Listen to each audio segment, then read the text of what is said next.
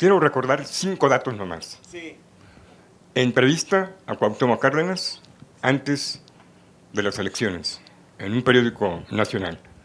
2, reunión del perdedor con Cuauhtémoc Cárdenas. ¿De cuál, perdón? De Salinas. Sí. Luego viene la carta que le manda Zedillo a su candidato, porque él era el coordinador de la campaña. Y le dice, recuerda que tu amigo es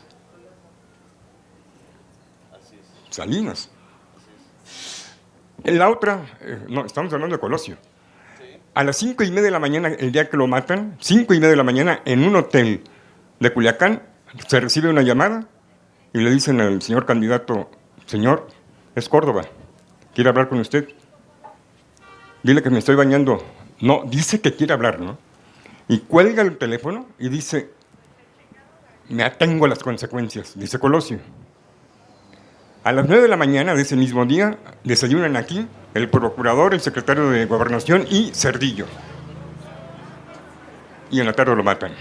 Wow. Qué coincidencia, ¿no?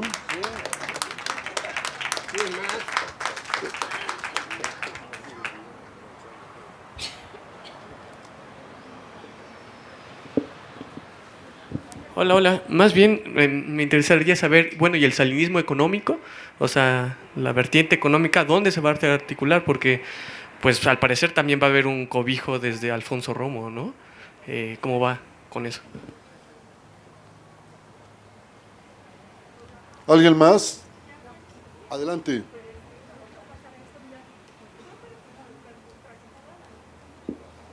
Sí, sí, gracias. Bueno, yo quiero preguntar, ¿por qué el presidente Andrés Manuel López Obrador no hace lo mismo que Zedillo de quitar a los ministros? Ah, ok. Ya es presidente.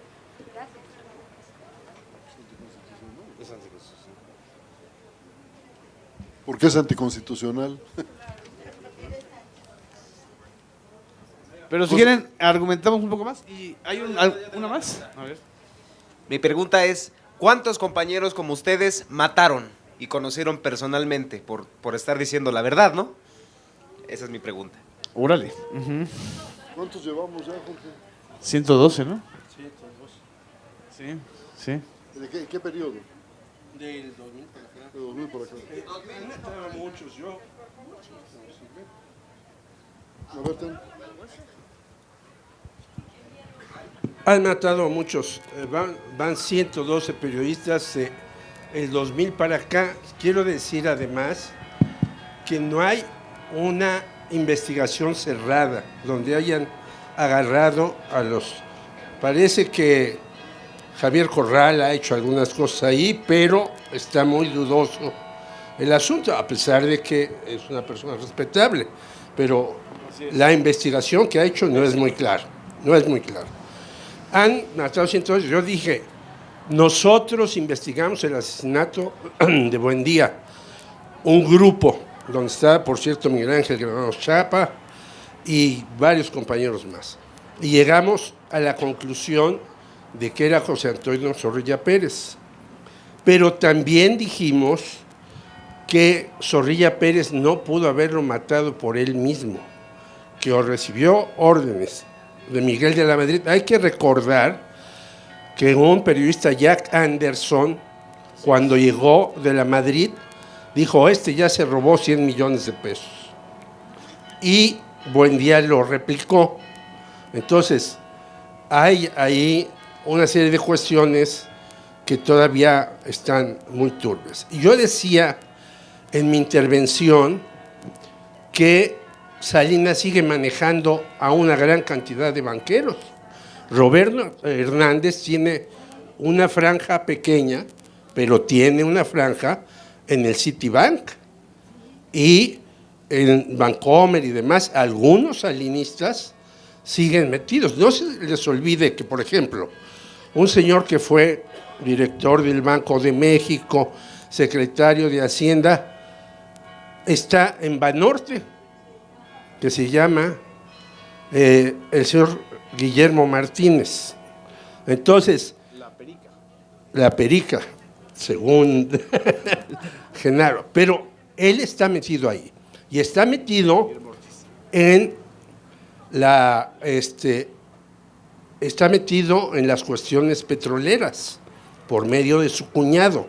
O sea, él tiene todavía mucho poder económico, no solamente está en los medios y en todas partes, sino en otros. Guillermo Ortiz, sí, no era Guillermo Martínez, Guillermo Ortiz, dice Genaro Villamil, y es correcto, ¿no? Y todos estos que han estado en Hacienda saltan a bancos, saltan a organismos internacionales y desde la OCDE quieren determinar que la reforma educativa que hizo Peña Nieto, lo dijo este señor Ángel Gurría, era excelente, eso dijo.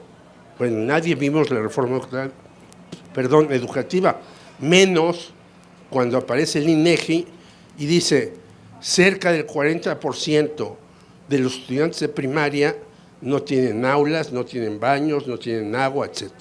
¿Esa es la reforma educativa? Pues yo lo dudo. Yo quiero hacer una pregunta a mis compañeros.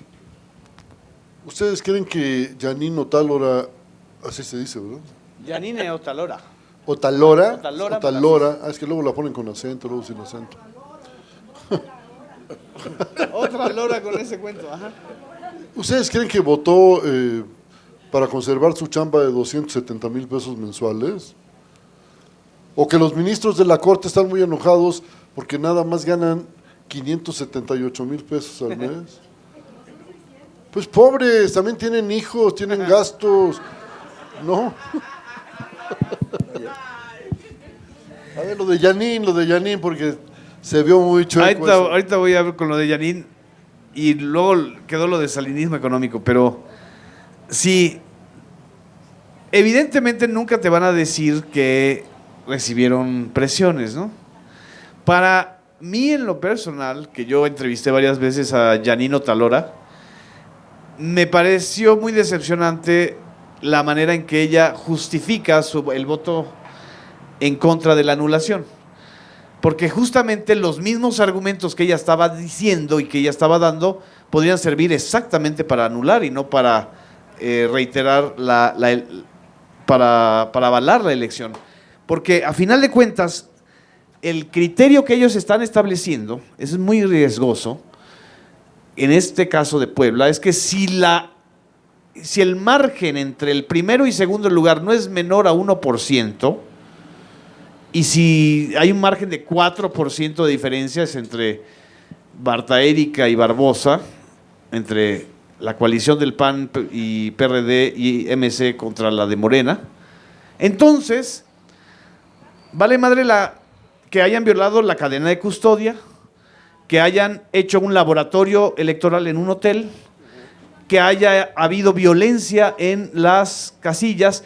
Es decir, el argumento de ella, sobre todo el de ella, me pareció lamentable cuando dice, es que ya acreditó que la violencia en las casillas fue menos del 0.8%. Bueno, ¿qué querían? ¿Que incendiaran las 118,000 casillas de Puebla entonces para ahora sí anular?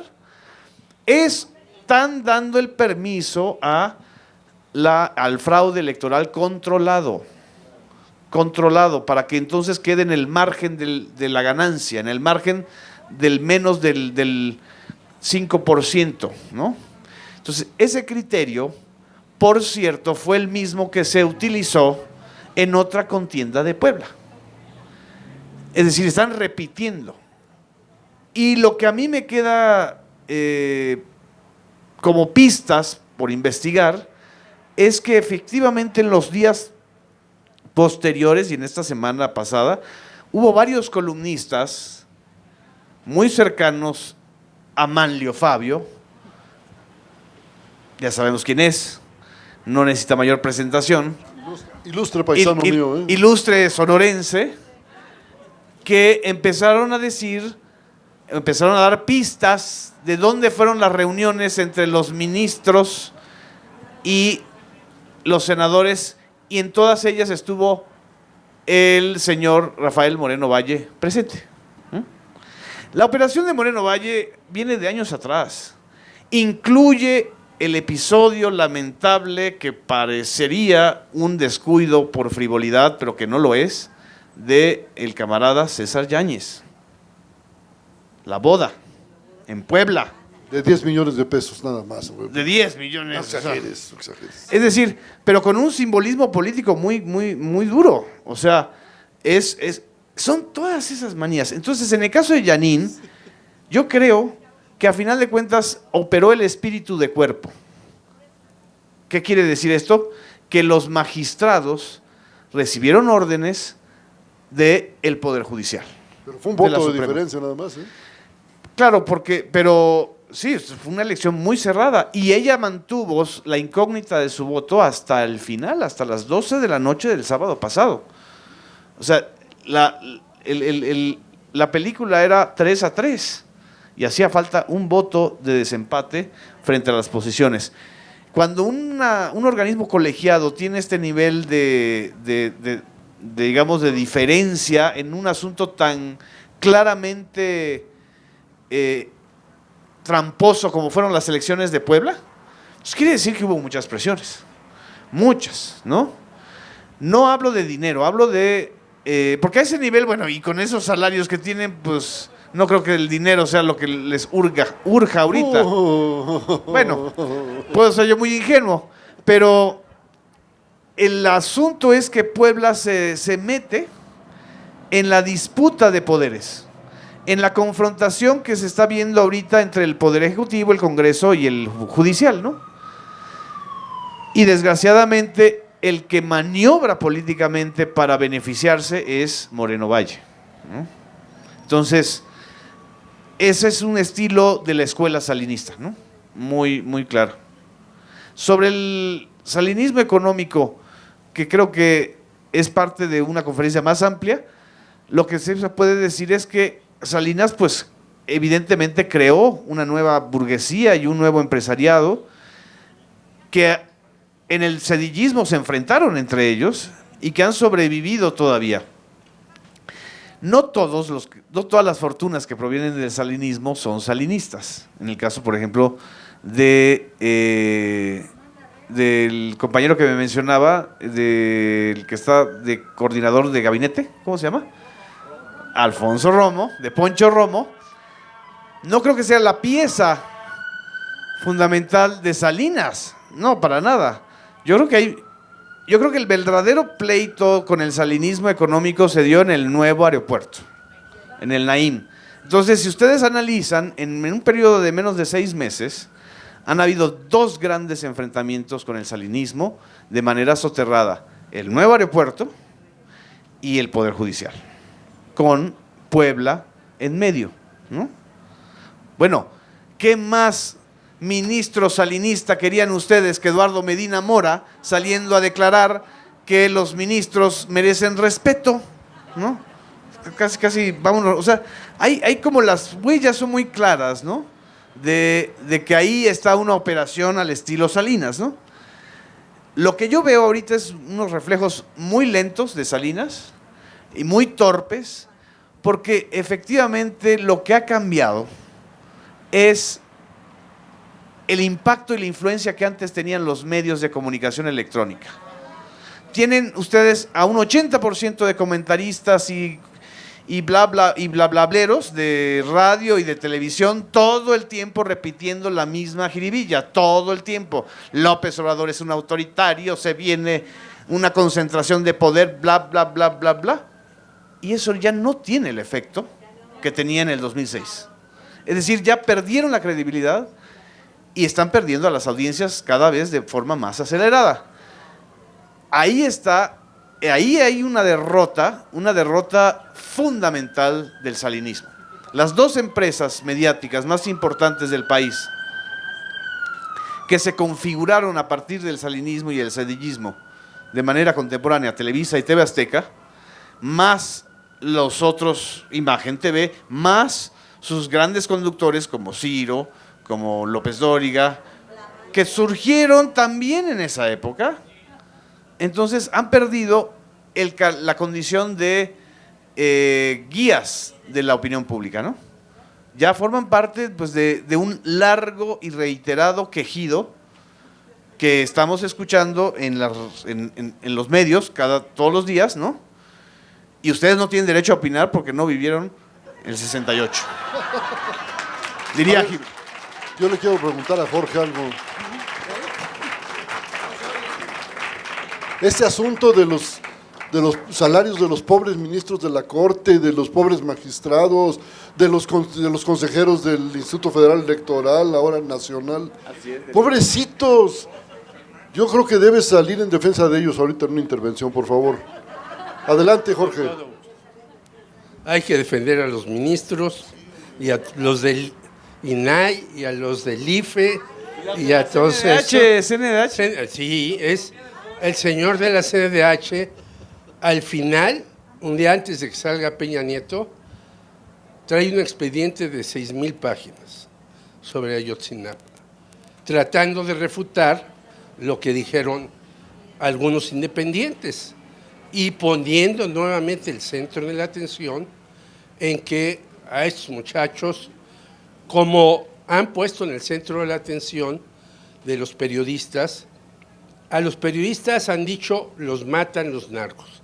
Y está totalmente equivocado, porque todos los exámenes que se han hecho los matan los gobernadores, los presidentes municipales, los funcionarios, los del PRD. Antes los jefes de la policía. Sí, antes a los del PRD los mataban, ahora ellos mandan matar a gente. Entonces, en el caso de este señor de la CNDH, pues no tiene vergüenza, porque además ya salió que 10 de sus funcionarios ganan arriba de los 160,000 pesos mensuales. ¡Qué móndrigos! La cuarta parte de lo que gana un ministro de la Corte. Qué baratos se vieron, ¿ah? No, además, ¿quién es Luis González Pérez? Hay que recordarlo. El presidente de la CNDH, ¿qué fue? ¿Ustedes se acuerdan? ¿Qué papel jugó antes de ser el Ombudsman Nacional? Era el del caso Colosio. Era el que cerró el caso Colosio con la tesis del asesino solitario.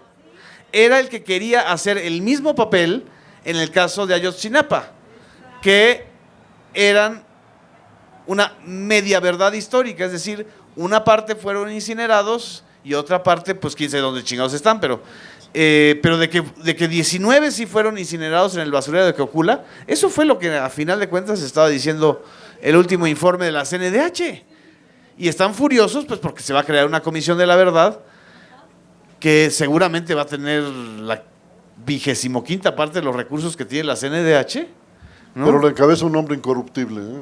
Claro, o sea, es otra cosa, o sea, tiene credibilidad, va a tener credibilidad.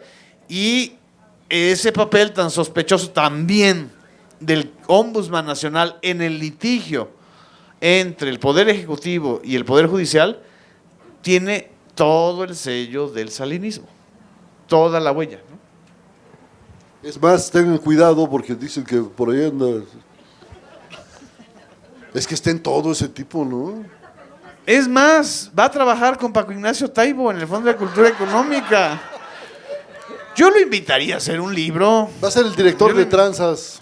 Yo lo invitaría a hacer un libro, Paco. O sea, al enemigo hay que tenerlo cerca, ¿no? ¿Por qué no invitas a Salinas a que haga un libro?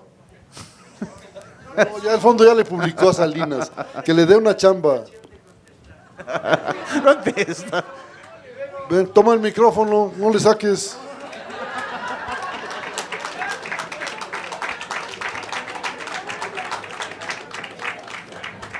A ver, yo quisiera que concluyéramos esto con una reflexión, se lo pido a mis compañeros, porque estamos asistiendo a un fin de época que se prolongó demasiado, y estamos entrando a algo nuevo e incierto. Esto que pasó con la Suprema Corte no es más que una probadita de las broncas que se vienen, ¿eh? Van a ponerle zancadilla por donde puedan a López Obrador y a toda la gente de Morena. Y hay que estar alertas, hay que estar con los ojos muy abiertos. Y yo siempre he dicho que los periodistas tenemos la obligación de actuar críticamente. Ya sé que a López Obrador lo critica toda la prensa de derecha, todos los plumíferos pagados, pero también tenemos que empujar desde la izquierda. Hay cosas que a mí no me gustan, y yo creo que hay que decirlo. Por ejemplo, esta cosa de que se despida a todos los burócratas que no tienen base, que están por honorarios. Hay muchos que tienen más de 20 años trabajando por honorarios con contratos mensuales. Bueno, y son los que hacen la chamba. Entonces tampoco es cosa de correrlos, yo creo, ¿no?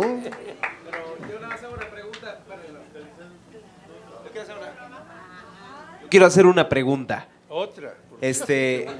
¿A quién de ustedes les gusta que toda esa gente que es inútil, por más que que no se quiera aceptar, le gusta el servicio de que uno saca el acta y no te la pueden dar? Así de plano no pueden, necesitas el papel original de el papel original del otro. Es lo que va a pasar ahora, ¿eh? Y si no lo tienes, que siga actual, que son inútiles y molestos, porque no pueden. Yo hace poco saqué mi licencia y no podían sacármela. No podían. Porque No sé si uno sabe manejar, pues ¿cómo te la van a dar? Así es broma, es broma. No, pero ahí te va otra. A todos los medios públicos y a la universidad le bajaron el presupuesto. Y yo creo que eso no es correcto. Si en Radio Educación, yo trabajo ahí hace 45 años, hemos hecho una serie de circos para tener un buen noticiero, para tener buenos programas. Si no nos dan, cuando menos, en términos normales, lo que teníamos antes, va a venir una serie de despidos. Y muchas de las personas que trabajan ahí, trabajan aparte del salario. Yo te voy a decir cuánto ganamos en Radio Educación, 8,500 pesos. ¿Te Allá bájense el sueldo, ¿no? Como los ministros, ¿no? Sí, Sí, claro. ¿Te parece Un que ministro eso gana en 2 días. sea muy correcto para una gente que hace radio? Entonces, esa gente que hace radio a veces tiene que hacer otro programa, participar acá y le pagan por honorarios. Si desaparecen los honorarios, pues la gente, yo no sé qué va a hacer. Muchos que estamos en Radio Educación, yo doy clases en UNAM y hago otras chambas y demás, pero para mantenerse con esa lana, si tú eres padre, además de varios niños, yo ya soy, pero ya no. ¿De varios? Ya, de varios. Unos conocidos y otros desconocidos. Entonces, hay que ser muy cuidadoso con este tipo de recortes, porque se llevan entre las patas a mucha gente. Estoy de acuerdo. La burocracia en este país es ineficiente. Hay que hacerla eficiente. Y corrupta. Pero, sí, también corrupta. Hay gente muy decente pero hay que, también. bueno, espérame, porque ya estás Sí, como sí, él. A ti no te van a dar la licencia de locutor porque hablas demasiado. Entonces, hay que tratar de llevar las cosas con más calma. Y creo que hay una aceleración. La ley, incluso, de remuneraciones, está mal hecha. ¿No? Tiene errores. Hay errores de sintaxis que Sí. no son de sustancia, pero... No, pero ¿para qué Hay- te metes ahí? Y las nuevas propuestas que han hecho también tienen errores. Es decir, hay que hacer las cosas bien. Cuando tú te vas a enfrentar a un enemigo que es tan poderoso, tú tienes que dar el golpe certero, no estar jugando. Y yo como reflexión de lo que decía Humberto y de lo que está comentando Jorge es, sí, empieza una etapa nueva, los niños siempre nacen feos, o sea, vamos a ver cosas... Excepto tú. No, yo me volví bonito ya de viejo, pero no Sí, es como el fenómeno de esta película, ¿no? Es sano, yo creo, a final de cuentas, ver esto. Es sano ver que estén debatiendo de manera pública y abierta los 3 poderes. Es sano incluso que los ministros dejen ese halo de misterio y de mamonería, incluyendo a los magistrados electorales, que tengan que exponer públicamente sus sentencias y que tengan que enfrentarse a la opinión pública, porque no lo habían hecho antes. Porque incluso el golpe de Zedillo a la Suprema Corte fue en absoluto sigilo, secreto y sin que la sociedad se enterara. Y yo no creo que sea, por supuesto que no creo que sea necesario ningún golpe de ese estilo, ni renunciar a ningún ministro, ni nada. Lo que se necesita es que haya sentido común del Poder Judicial de la Federación. No es posible que quieran hacernos creer que su debate no es por sus altos salarios, sino por la autonomía, cuando nunca han dado muestras de autonomía consistente y comprometida frente al Poder Ejecutivo. Sí. Al de antes. ¿Mandé? Al de antes. Al de antes. Porque eran cómplices, pero esto Así es es. diferente, ¿no? Entonces, creo que también esta parte es positiva. Creo que también hay muchos errores que se están cometiendo por falta de pericia, por falta de, o por exceso a veces de prisa. ¿Sí? El nepotismo. El nepotismo, la estructura de nepotismo del Poder Judicial es brutal. Es una política de empleo.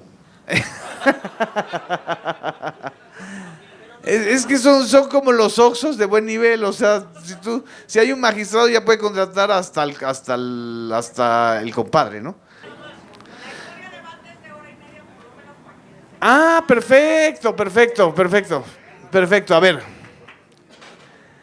el tema de medios y de comunicación, que también es parte de lo que a mí me obsesiona, y creo que a los tres que estamos aquí nos ha consumido buena parte de nuestra vida laboral. Hay claramente una recomposición y una reorganización de los medios del establishment, es decir, la derecha fue derrotada electoralmente, pero no fue derrotada en términos de poder económico ni en términos comunicacionales. O sea, tienen y manejan la agenda de los grandes medios, ¿no? Y de muchas partes de las redes sociales, ¿no? Y para reconvertir eso, que además esa ha sido siempre la gran batalla y el gran error de los gobiernos de izquierdas en Brasil, en Argentina, en Venezuela, en Ecuador, en Bolivia incluso, teniendo un aparato de medios públicos tan poderoso. El gran problema fue no haber creado un sistema de comunicación pública que no sea propagandista, sino que sea profesional, que evidentemente resuelva las dudas como las que está planteando, o las denuncias que está planteando Musacchio, como las denuncias y dudas que tienen muchísimos ciudadanos, ¿no? Es decir, el derecho de preguntar y de cuestionar no lo vamos a perder y no lo debemos perder nunca, ¿sí? Porque entonces mal haría cualquier gobierno nuevo de atrincherarse y de nada más hacerle caso a quienes reproduzcan sus versiones, ¿no? Entonces, ese es el otro proceso también muy, muy complejo que va a entrar y que viene, ¿no? Porque además también tenemos a un solo vocero. El vocero es Andrés Manuel, ¿no? Y creo que además de ser presidente de la República, ser líder de un movimiento político y social, ser el vocero o el único vocero de todo esto es demasiado complicado. Creo que se va a ir creando y se tienen que ir creando voces autorizadas que atajen esas dudas, ¿no? Y un circuito de información además que llegue a los ciudadanos, ¿sí? Eso es lo que yo opino. Sí, por supuesto. Es que no hay un aparato de comunicación ahorita. O sea, no hay. Es algo que se está y se va a construir hasta donde yo entiendo. Es decir, por eso digo, o sea, Andrés Manuel llega al poder electoral y político, pero con los enemigos todavía dominando las esferas del poder, de los poderes más importantes. Pero además se están desmantelando las oficinas de prensa. Entonces, creo que este gobierno se está desarmando ante sus enemigos.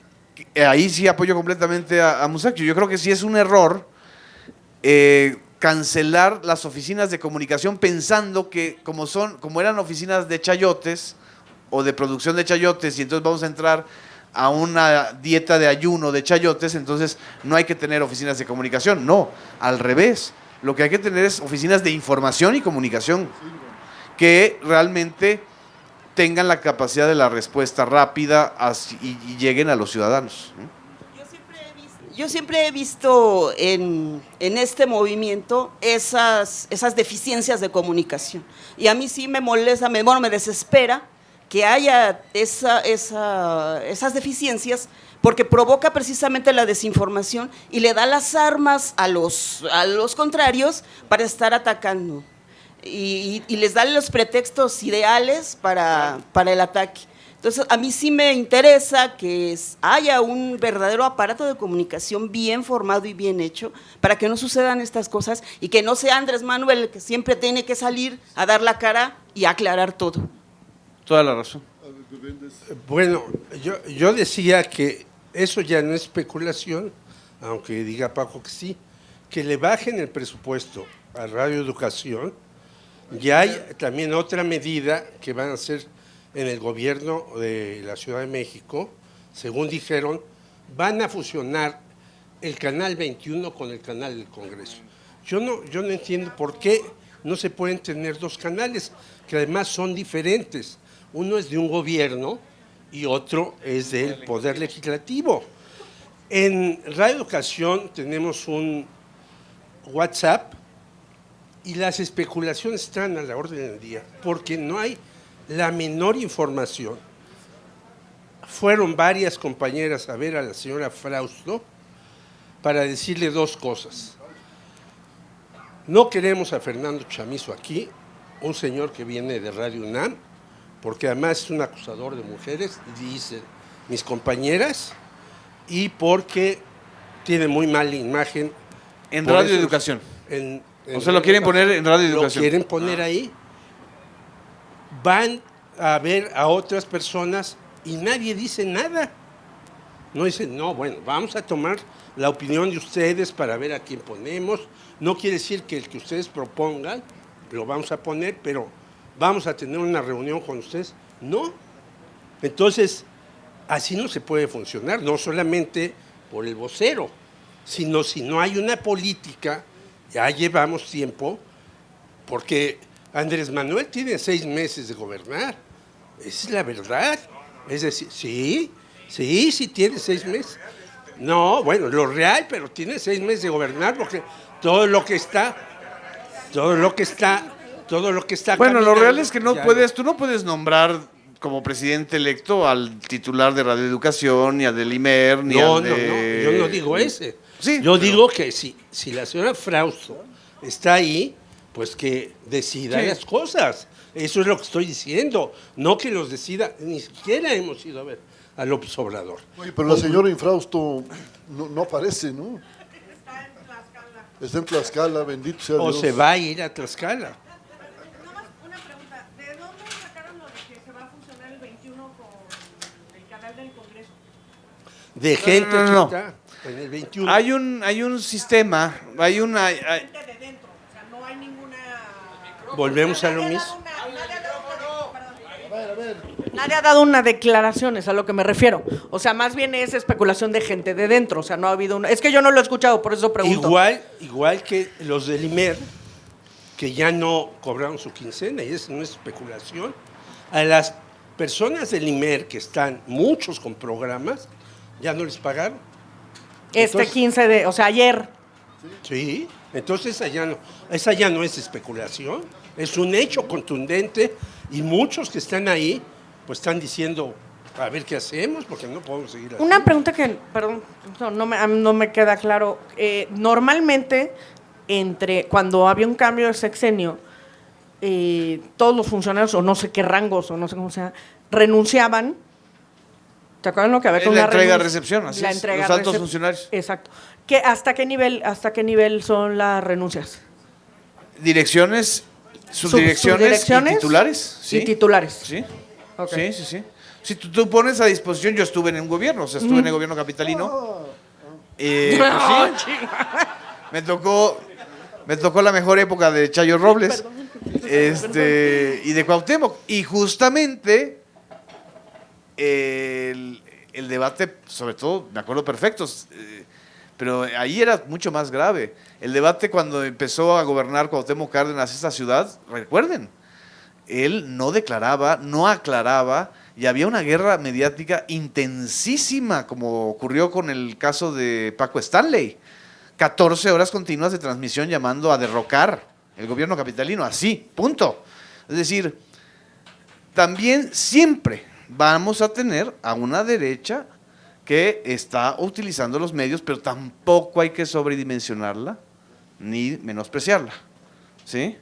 Y a pesar de ese ataque que fue durísimo contra Cuauhtémoc Cárdenas, y además la incapacidad del aparato de comunicación del ingeniero en ese momento para responder, a pesar de eso, se mantuvo la ciudad, ¿no?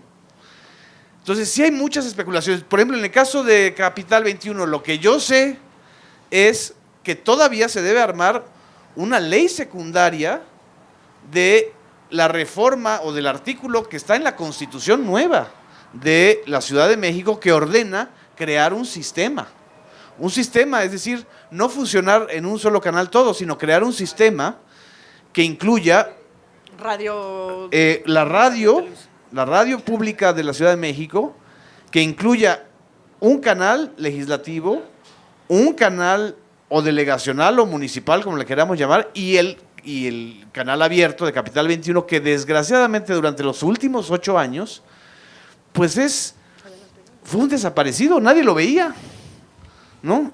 Su directora, Marcela Gómez Salce, nunca la vio nadie, públicamente. ¿Ustedes saben quién es Marcela Gómez Salce? Bueno, ella fue la directora durante 8 años del sistema público de radiodifusión de la Ciudad de México. Es más, ni siquiera los capitalinos sabemos en buena medida que tenemos un sistema público de radiodifusión. Entonces, esto todavía se va prácticamente a construir. Bueno, yo creo que no solamente se trata que haya información nada más para que los enemigos ataquen. Yo creo que como ciudadanos, si queremos ser partícipes de un proceso de cambio, claro, necesitamos estar informados, ¿sí? Aunque no hubiera ningún ataque de ningún lado. Porque yo creo que este país solamente va a cambiar si la ciudadanía actúa, y solamente se actúa de manera informada. Y creo que aquí en el tema de los trabajadores, pues evidentemente los que somos trabajadores nos preocupa que despidan a un compañero o compañera. Pero creo que lo que tenemos que hacer es distinguir. Por ejemplo, tenemos muchos casos, yo soy maestro, y tenemos muchos casos de gente que está como aviadora. Y bueno, muchas veces por culpa de esa gente que está ocupando, está cobrando un salario sin trabajar, se pretende quitar a otros. Y también tenemos trabajadores eventuales, ¿sí? Nosotros los llamamos interinos. Efectivamente están por contrato y es a cada rato estar peleando para que los recontrate. Entonces yo creo que, bueno, y lo que nosotros le llamamos trabajadores de confianza, que son los mandos y muchos de ellos están por honorarios. Pero el problema que tenemos es que cuando empieza una nueva administración, o por lo menos hasta ahora así ha sido, los que llegan como funcionarios se jalan a diversas gentes, ¿verdad? Las meten a trabajar y es ahí donde van los familiares, los amigos, etcétera, y muchos realmente no desempeñan una función esencial para el trabajo. Yo digo, ¿de qué se trata aquí? Pues yo creo que se trata de que efectivamente el gobierno informe cuáles son los criterios que va a utilizar para determinar qué personal se va y qué personal se queda, ¿sí? Y eso tendría que ser en cada dependencia, porque bueno, ¿quiénes sabemos qué personal hay en cada dependencia? O sea, necesitamos ser también que cada funcionario, por ejemplo, en el caso de la SEP se habla de que van a recortar varias direcciones. Bueno, ¿cuáles? No sabemos hasta ahorita, ¿sí? Entonces solamente está la información general, pero sí necesitaríamos que en cada dependencia se diera esta información. Y creo que como se han manejado hasta ahorita las cosas en todas las dependencias con los gobiernos anteriores, es que nunca recibimos ningún tipo de información. Y creo que las cosas en este terreno sí tienen que cambiar. De acuerdo. Bravo.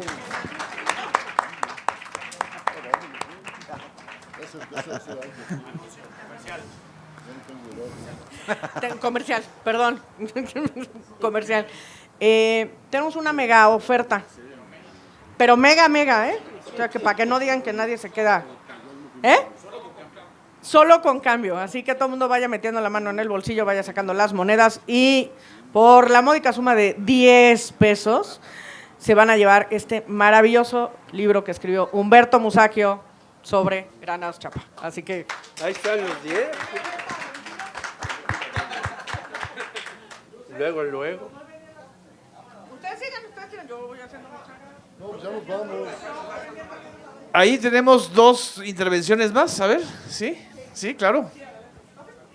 Perdón, hay un compañero más. Bueno, perdón. Me gustaría preguntarles si esto es como una pregunta, pero también una intervención, porque pues siempre es como, siempre uno quiere dar la opinión, ¿no? Claro.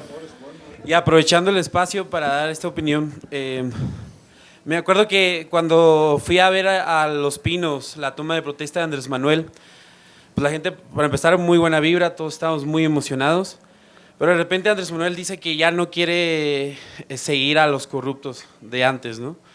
Entonces la reacción de la gente fue como, no, ni madres, no debes de hacer eso, y había una reacción muy negativa entre toda la gente, y eso verdaderamente me ha llegado a preocupar, porque a pesar, Andrés Manuel siempre es como un político que tiene un timing así increíble y a veces habla como antes de tiempo, ¿no? Y a veces es como que nos sacamos de onda, pero resulta que hay algo detrás de lo que él dice que después sucede, ¿no? Yo me acuerdo cuando renuncia al PRD y pasa lo de Ayotzinapa con los años.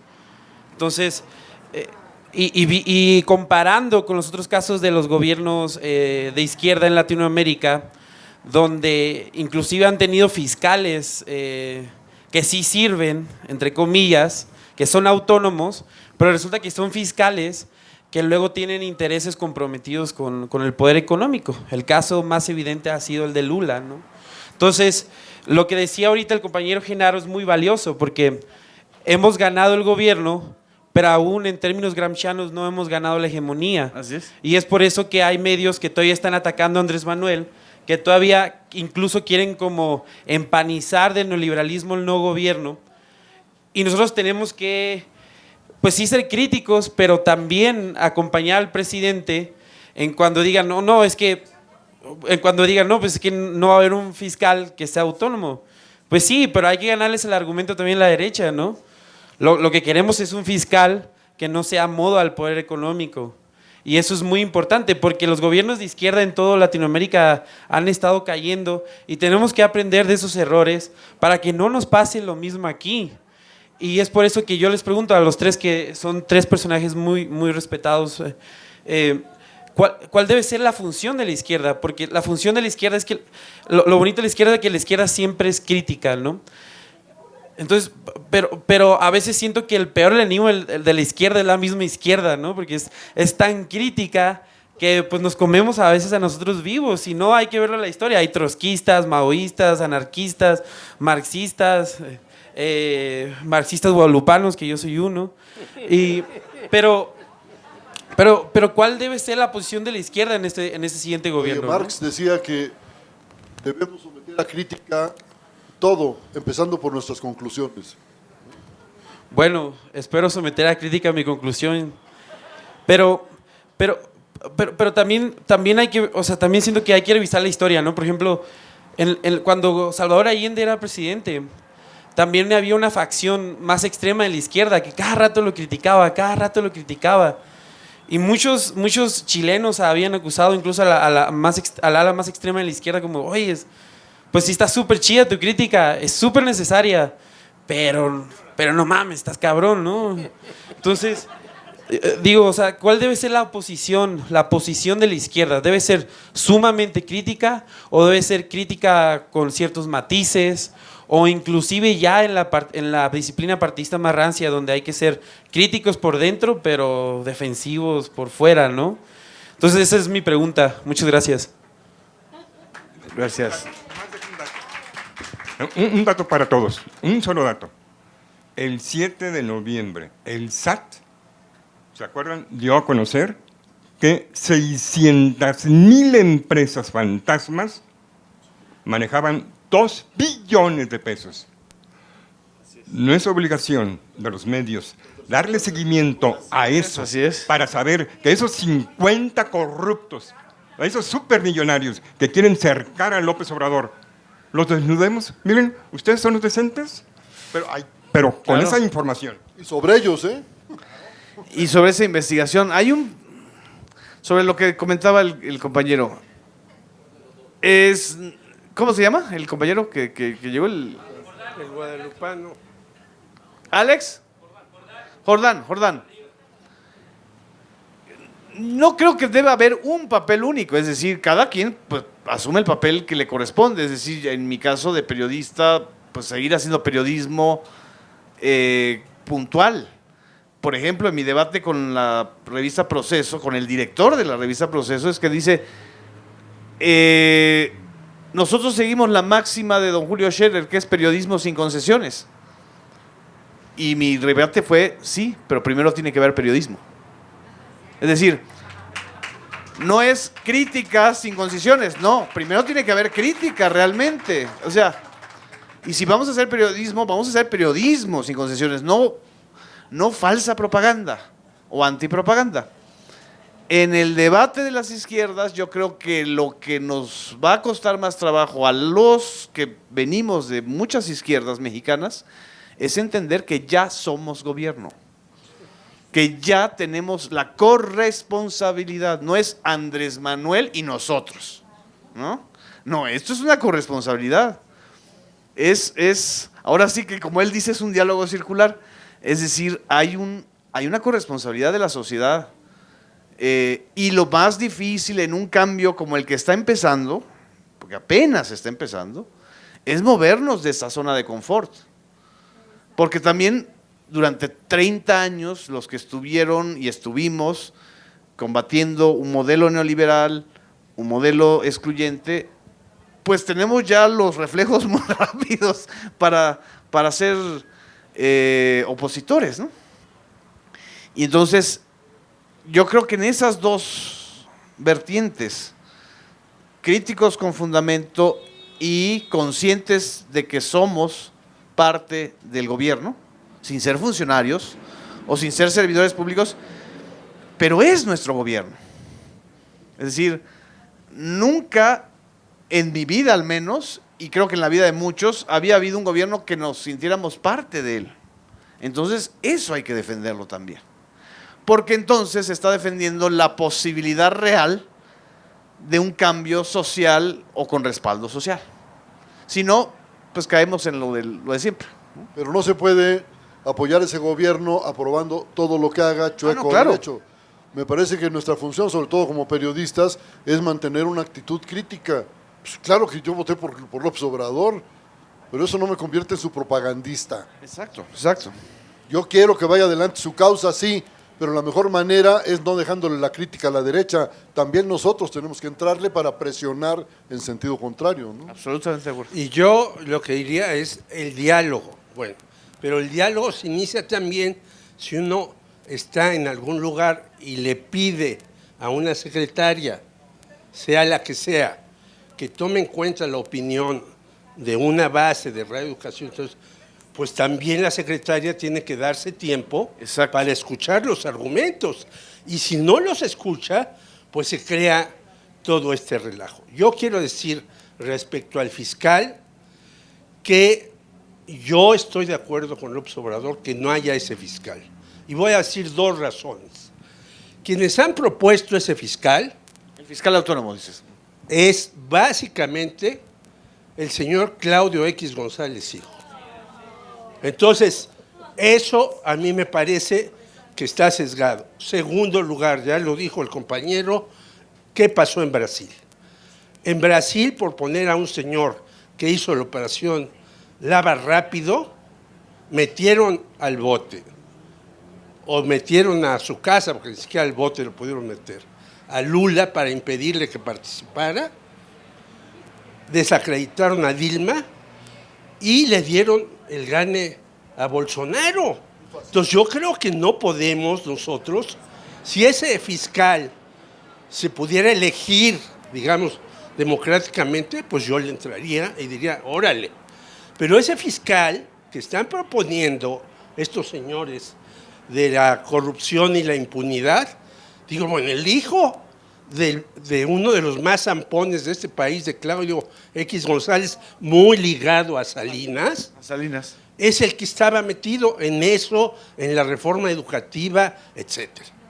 Entonces, a mí no me parece bien que ese tipo de organismos, porque hay que decir también finalmente que muchos organismos ciudadanos fueron cooptados por los poderosos, que son los que financian a varios de esos organismos. Y hay que decirlo claramente, y yo lo he escrito, porque hay que alertar a la gente a que no le haga caso a una serie de organismos que se dicen autónomos y que quieren tener un fiscal de ellos mismos. ¿Para qué? Pues para hacer lo que pasó en Brasil y en otros países. Y yo creo que hay que estar muy atentos. Por eso sí es muy importante el debate, incluso entre la izquierda, para el que tenga más datos en alguna cuestión, pues pueda aportarlos y sepamos quiénes son los que están en esos organismos. Esos organismos ganan hasta premios de periodismo. Y yo digo, ah, caray. Es decir, sí, investigan estafas maestras y demás. Sí, es cierto, porque tienen dinero. Primero de Soros, después de millonarios de aquí. Pues así es fácil investigar. Nosotros no tenemos, los tres que estamos aquí, ni investigamos lo de Manuel Buendía por diversas razones y por un apoyo que tuvimos con Granados Chapa, que abría muchas puertas. Pero si no, es muy difícil hacer esas investigaciones, hay que hacerlas. Por eso yo he hecho un llamado a hacer un colegio de periodistas, para que ese colegio además sea financiado por el gobierno, supervisado, auditado, etcétera, y haga muchas investigaciones que ahora no se pueden hacer. Pero si nos vamos con la finta, que el primero que nos propone un fiscal especial, que no sea carnal, que no sea camaraderil, que no sé qué, podemos caer en las garras del peor enemigo, que es el que engaña aparentemente con la verdad.